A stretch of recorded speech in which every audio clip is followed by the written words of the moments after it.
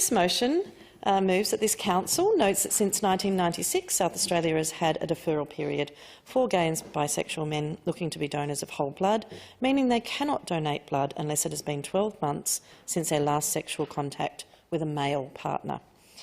It also recognises that the TGA has recently approved an application by the Australian Red Cross Lifeblood which proposes to reduce the deferral period for donors of whole blood from that 12 months to 3 months since their last sexual contact.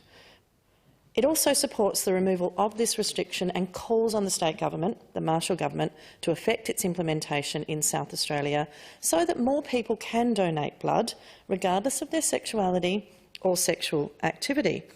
We've recently just passed a milestone of a World Blood Donors Day, and I am pleased that in some jurisdictions we are finally seeing long overdue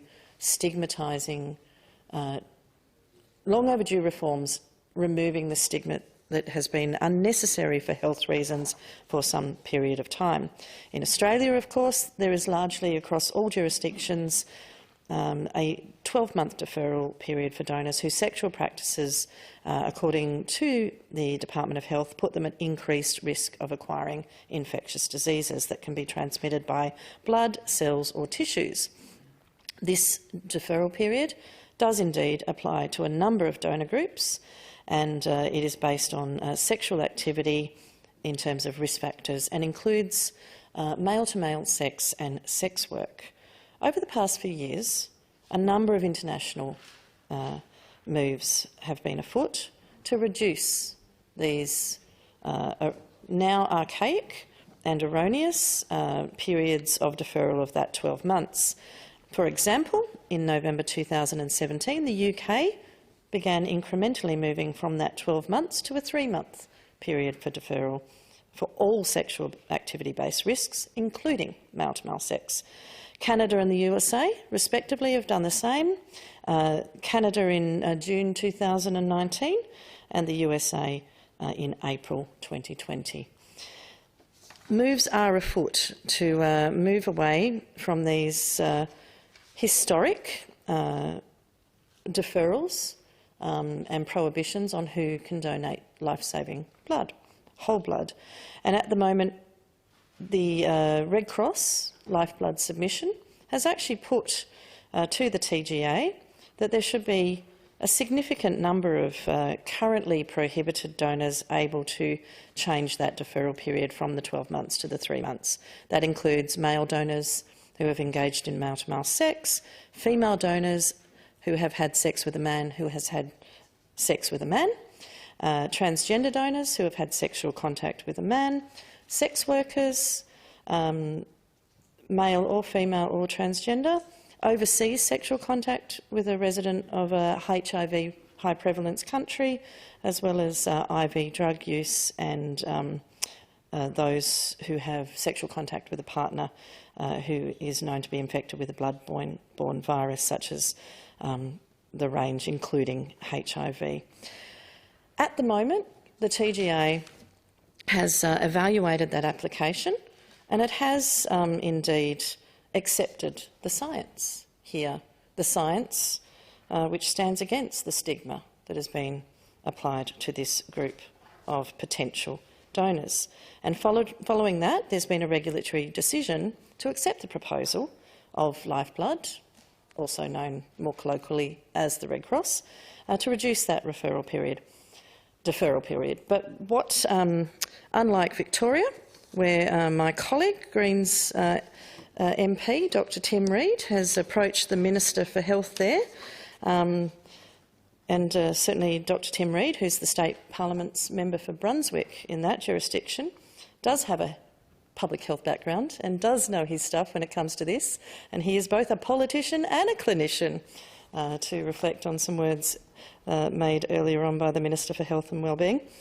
He's also noted that, in fact, community attitudes have shifted, and indeed the community would tolerate more detailed questioning to actually ensure that those who seek to donate blood are not unnecessarily prohibited from doing so.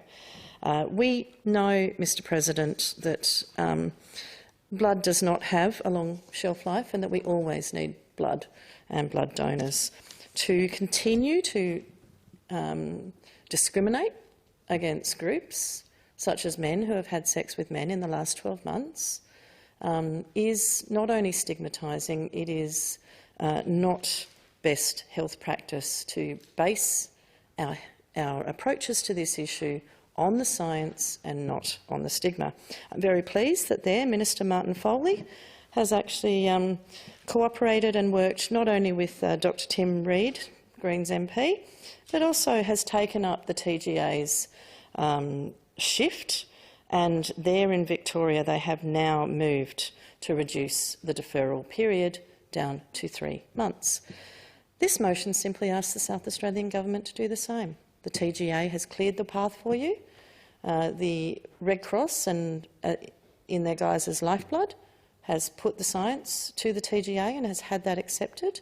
It is time to remove the stigma that prohibits some in our community from donating blood simply because of their sexuality or sexual activity.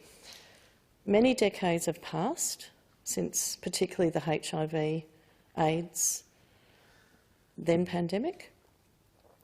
We should move with the times, not simply for the best health outcomes to ensure the most blood donors possible, but also to reduce that ongoing stigma against these particular groups in our society.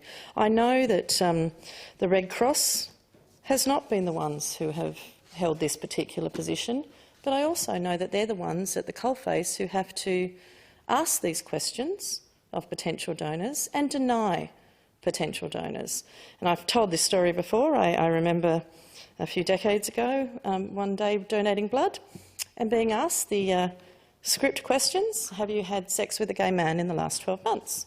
To which my response was, how would I know? Because if he's having sex with me, he wouldn't be telling me he's gay. It was a flippant comment. They disregarded my flippant comment and took my blood.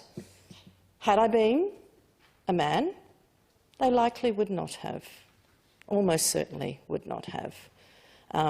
Technically, they probably shouldn't have taken my blood, Mr President, in that day, because we had this stigmatising and non-scientific script that the good people of the Red Cross have to follow day in, day out. It is time that this government showed some leadership and that we ended this discrimination. It is nonsensical in 2020 to continue it when it is not required by science, and other jurisdictions have shown us quite clearly the pathway forward. With those few words, Mr President, I commend the motion to the Council.